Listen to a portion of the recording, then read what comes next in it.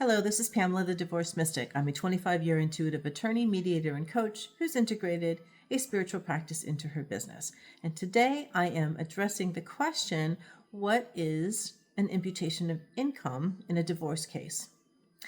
I'm choosing to answer that question with a hypothetical and two examples. The first example will be a litigated case, and the second example will be a negotiated, collaborative, or mediated case. So, what is an imputation of income? Let's set the stage with husband's earning $500,000 a year and wife is earning $100,000 a year. They have a baby, and wife extends her maternity leave for 2 or 3 years. She doesn't go back to work, and the parties are divorcing. Wife is asking for some support to be paid.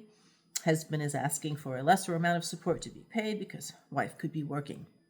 That creates the request to a court in a litigation case to impute income to, in this case, the wife. So what would happen is an expert would be hired that would interview the wife, look at her qualifications, look at what's available in the market. How long would it take her to get back into the market? Does she need a certification? Does she need classes? What does she need to do? And next, is there a particular job that's available based on her qualifications? And if so, what is the amount that she can expect to earn?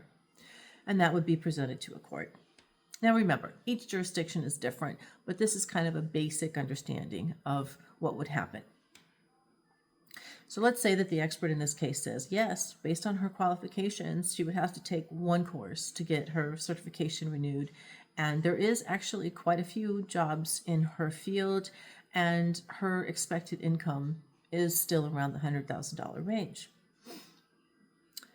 But let's say that in this case, this wife chooses to stay home with her child. She does, just because the parties are divorcing, she wants the agreement that the family made for her to remain the caregiver, to remain constant, even though she's divorcing. Because it's a litigated case, there may be a little bit of leniency in terms of awes, but the bottom line is, when determining spousal support, the court is most likely going to take the husband's stipulated $500,000 a year income against the wife's now imputed income. It's okay that she doesn't work. Nobody can force her to. But when you're determining whether or not spousal support should be paid and how much and for how long, in this case, a court is likely to say, you have the freedom to make any choice for yourself that you want, but I'm going to impute what this expert says you could be earning in the next couple of months. That's the scenario under litigation. Of course, there's a lot of factors that play into that, but this is just basic understanding. She's getting income imputed to her because she could be earning more and she's choosing not to. Same thing in a negotiated case, whether it's a collaborative case, a negotiated case just with attorneys and the clients, or even a mediation.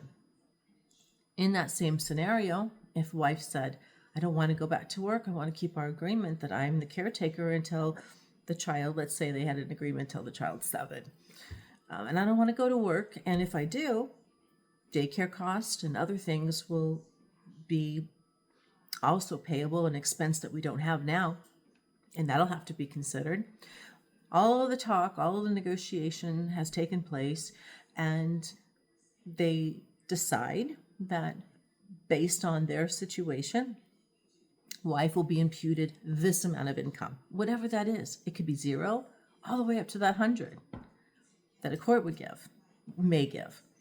So when you're in a negotiated case, the thing that makes that different, and it doesn't make it any less painful for the person who stayed home and now is being forced to go back into the market and find her place in that world again, versus what she's doing, and the spouse who's earning the money.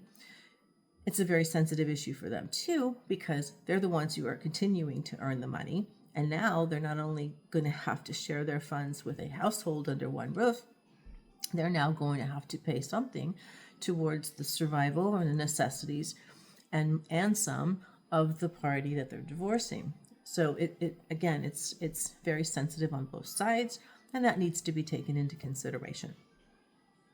But overall, the understanding is an imputation of income argument comes to be when one party or the other feels the necessity to ask for either a court or in an agreement for the other party to have income imputed to them because for whatever reason they're not earning at their capacity.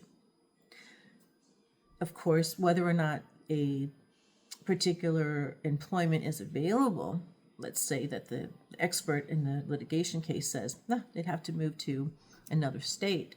There's many jobs over here, but not in the jurisdiction where they're living. That obviously creates a different situation.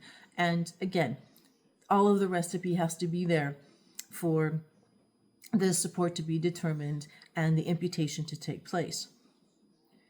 And of course, like always, your jurisdiction is going to be different.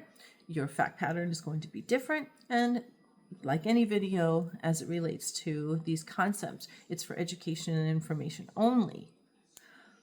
You would have to be sure that you are receiving the right advice in your own jurisdiction. I know you know that, but I do have to say that. So with regard to imputation, know that those family decisions that were made, particularly those that were made around a child, those are always the most sensitive and the most hotly argued and litigated, because family makes a decision and then something happens like a divorce that rocks the boat. It's hard for both sides. And, if you are lucky enough to be the couple that either enters into a collaborative case, a negotiated case, or a mediated case, or has the right coach working with you, you'll know what to do. You'll know the things that matter and the things that don't.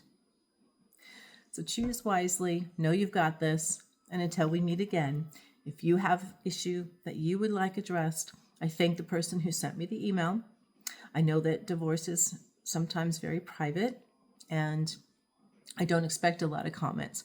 But if you would like me to address a comment, a particular issue, leave a comment or feel free to come through my website. Either way is fine. Until we meet again, namaste.